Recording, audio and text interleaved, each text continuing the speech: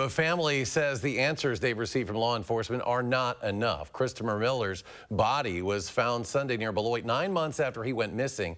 The Rock County Sheriff's Office put out a timeline yesterday of every time they'd looked for him. That timeline came to our Braden Ross before it went to the family. Braden? Yeah, that's right. Christopher Miller's family told me they didn't see that timeline until I showed it to them yesterday. It's an attempt to answer the questions the family has been asking for a year. Their response, though, it's not enough. It just kind of felt like our world was crashing down. Like, it just seems so final that he's really not coming back. After 9 long months of looking for answers, Christopher Miller's family is finding it hard to accept this one.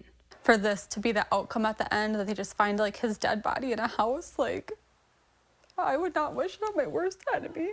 Miller first went missing in November after fleeing from state patrol officers at a traffic stop on I-90 just outside of Janesville. Since then, his family has pleaded with officers to do more to find their loved one, but they say their cries weren't taken seriously. They dismissed us, and that's how we feel. And I think it's a bunch of BS that there's this long 15-page timeline of events that they didn't even think to send us either, that they're releasing to the public to make it seem like they did all this when we know how we were treated. Wednesday, the Rock County Sheriff's Office released a 14-page timeline of everything they say they did to find Miller.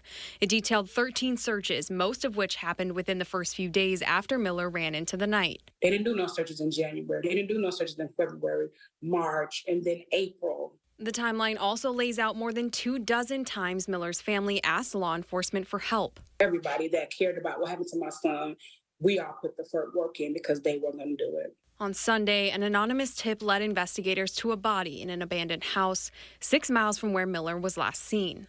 The thought of him making it that far in that weather with no jacket, no phone, no knowledge of the area doesn't make any sense to us whatsoever. Miller had been found, but the search for answers is far from over. I hope that we find out what really happened to him, not just what they say happened to him.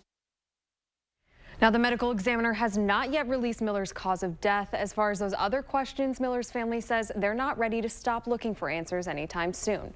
We'll keep you updated as we get more information here and online at channel3000.com.